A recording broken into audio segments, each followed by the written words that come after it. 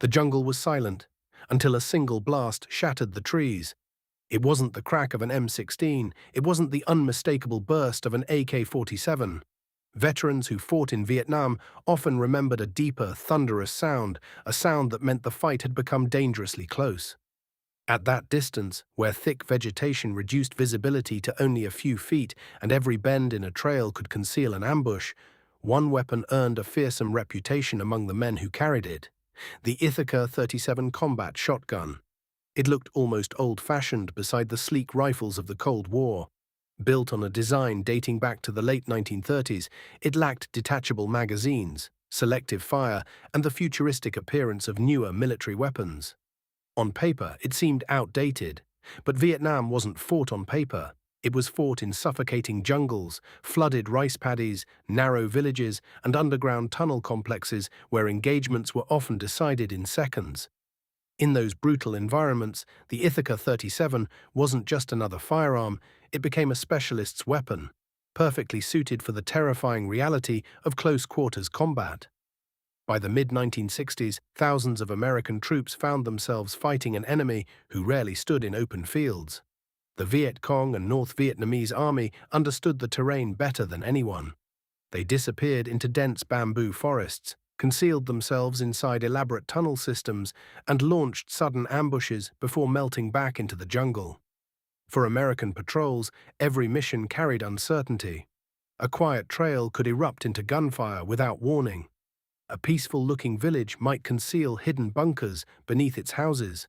Even a simple river crossing could become a deadly trap. The standard M16 rifle offered excellent accuracy and lightweight handling, but dense vegetation often limited visibility to less than 20 meters. Long-range precision meant little when an enemy appeared only a few steps away. This was exactly where the Ithaca 37 excelled. Unlike many pump-action shotguns, the Ithaca loaded and ejected shells through the bottom of its receiver. It was an unusual feature, but one that proved incredibly practical in Vietnam. Mud, leaves, rainwater, and dirt had fewer opportunities to enter the action. Left-handed shooters could also operate it comfortably since empty shells didn't eject across their faces. More importantly, the shotgun possessed a reputation for remarkable reliability. Vietnam's climate punished every piece of military equipment. Heavy monsoon rains soaked weapons for days. Humidity encouraged rust. Fine red dust infiltrated every moving part during the dry season, while thick jungle mud coated soldiers from head to toe. Many firearms demanded constant maintenance just to remain operational. The Ithaca's simple internal mechanism handled these conditions exceptionally well. Soldiers could field strip and clean it quickly, an important advantage for patrols spending days away from established bases. But reliability alone wasn't enough to create legends. The real power of the Ithaca 37 came from what happened when its trigger was pulled. Loaded with 12-gauge 00 buckshot, each shell released multiple large lead pellets simultaneously. At close range, those pellets remained tightly grouped, striking with tremendous force. In dense jungle combat, where reaction time mattered more than pinpoint accuracy, this gave the shotgun an enormous advantage. Instead of relying on one carefully aimed bullet, the shooter unleashed a devastating pattern capable of instantly stopping an attacker rushing from behind thick vegetation. Veterans often described jungle combat as sudden and violent. One moment, patrols moved cautiously through silence. The next, the jungle exploded with gunfire. There was rarely time to take perfect aim. There was only enough time to survive. Point men leading patrols faced the greatest danger. Walking several yards ahead of the rest of the squad, they were usually the first soldiers exposed to hidden enemy positions. If an ambush began, they absorbed the initial attack.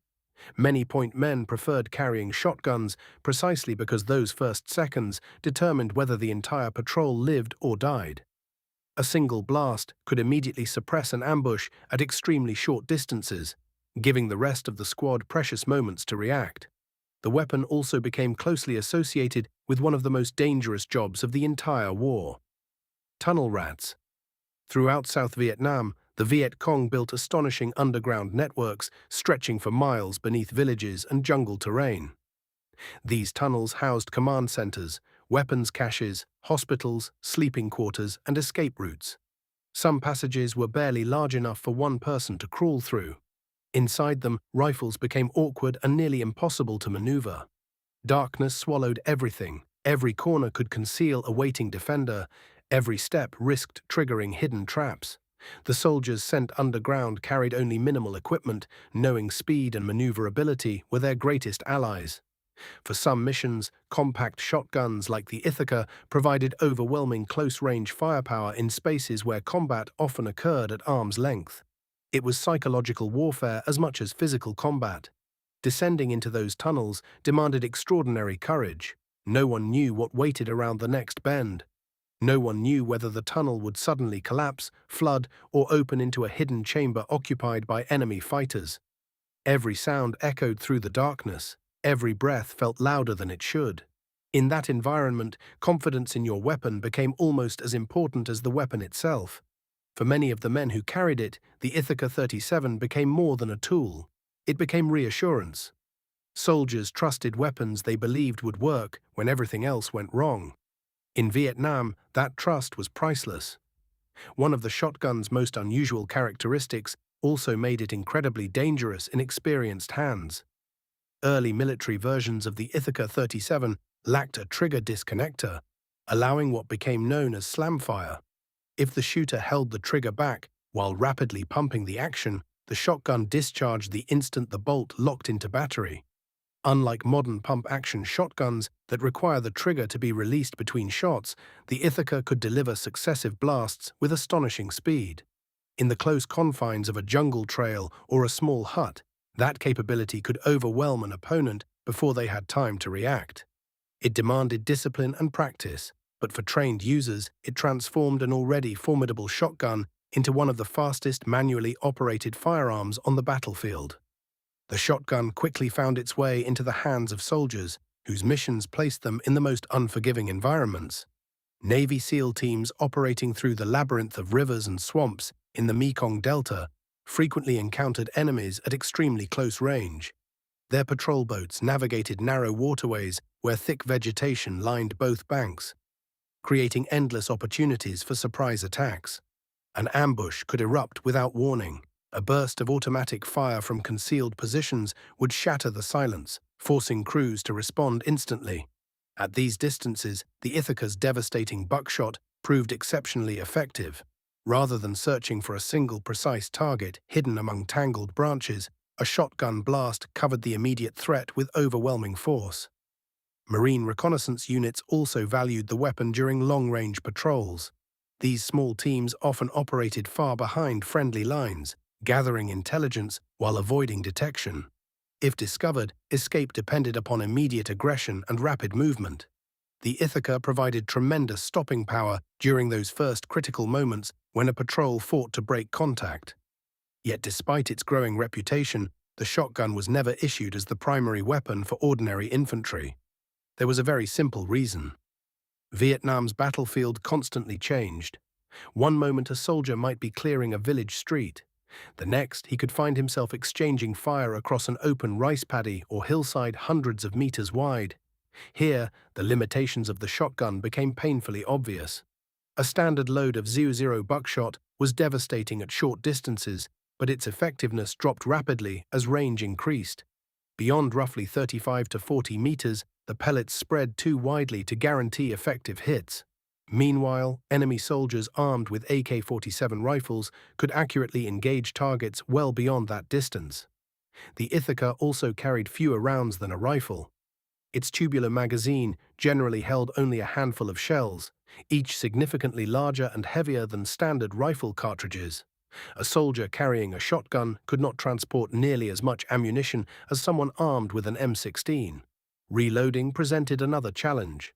Unlike detachable rifle magazines that could be replaced in seconds, shotgun shells had to be inserted individually into the magazine tube.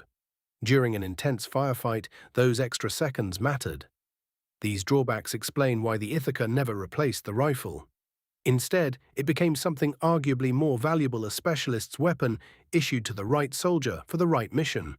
Hollywood and popular culture have often exaggerated the role of combat shotguns in Vietnam, portraying them as nearly unstoppable superweapons. Reality was far more complex. The Ithaca 37 did not win battles by itself. It did not make its user invincible. Success still depended upon training, teamwork, discipline, and experience. But within its intended role, few firearms matched its effectiveness. Perhaps its greatest contribution wasn't measured in statistics, it was measured in confidence. Veterans repeatedly describe how certain weapons inspired trust simply because they continued working under impossible conditions. When rain soaked every piece of equipment, when mud clogged boots and uniforms, when darkness hid every possible threat, knowing your weapon would function exactly as expected could calm nerves in ways impossible to measure. That confidence often allowed soldiers to make faster decisions under enormous stress. Ironically, the Ithaca's appearance made it easy to underestimate. Compared to sleek assault rifles and belt-fed machine guns, the wooden stock shotgun looked almost unchanged from firearms carried by hunters and police officers decades earlier. Yet beneath that traditional appearance was a combat tool perfectly adapted to one of the harshest environments modern soldiers had ever faced. The Vietnam War demonstrated a lesson military planners continue to remember today. Technology alone does not determine effectiveness. The terrain decides, the mission decides. And sometimes an older design perfectly matched to the battlefield can outperform newer weapons never intended for those conditions. There was another reason the Ithaca 37 earned such a lasting reputation in Vietnam. Its effectiveness wasn't based on theory. It was proven during countless patrols where combat erupted so suddenly that soldiers had only fractions of a second to react. In those moments, the shotgun's immense close-range stopping power could completely change the outcome of an engagement. Imagine moving through dense elephant grass under the scorching afternoon sun. Every step is deliberate. The jungle is alive with insects, distant birds, and the constant hum of humidity. Visibility stretches no farther than 20 feet. The point man raises a hand, signaling the patrol to stop. Something doesn't feel right. Then the jungle explodes. Automatic fire tears through the trees, leaves and branches burst apart as bullets snap overhead. There is no time to analyze the situation or search for distant targets. Survival depends entirely on immediate action. For the soldier carrying an Ithaca 37, one powerful blast into the concealed ambush could buy precious seconds.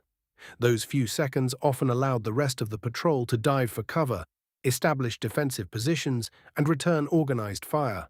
While the shotgun was never a replacement for coordinated infantry tactics, its ability to dominate those first terrifying moments made it invaluable to the men assigned the most dangerous positions. Its reputation spread not only among American forces, but also through stories shared after deployments. Veterans spoke of the confidence the weapon inspired, particularly during village searches, bunker assaults, and tunnel-clearing operations, where every doorway, every corner, and every narrow passage represented a potential death trap. One of the most overlooked advantages of the Ithaca 37 was its balance. Compared with many combat shotguns, it handled quickly and pointed naturally. In fast-moving engagements where instinct often replaced careful aiming, this responsiveness became another reason experienced users valued it. Combined with its rugged construction and dependable action, the shotgun became a weapon soldiers trusted with their lives. But history has a way of turning respected equipment into legend. Over the decades, stories surrounding the Ithaca 37 have sometimes grown larger than reality. Popular culture occasionally portrays it as a weapon that dominated every battlefield in Vietnam. That simply wasn't true. The war was fought across mountains, cities, rivers, jungles, and open farmland. Different missions demanded different tools. Long-range firefights still belonged to rifles and machine guns. Helicopter assaults relied on automatic weapons. Snipers required precision rifles. Mortars and artillery shaped battles far beyond the reach of any shotgun. The Ithaca excelled in one specific role, violent close-range combat, where speed and overwhelming force mattered more than distance. Understanding that distinction makes its story even more remarkable. It wasn't feared because it was magical. It wasn't respected because it was the most advanced firearm of its era. It earned its reputation because it solved a problem few other weapons could solve as effectively.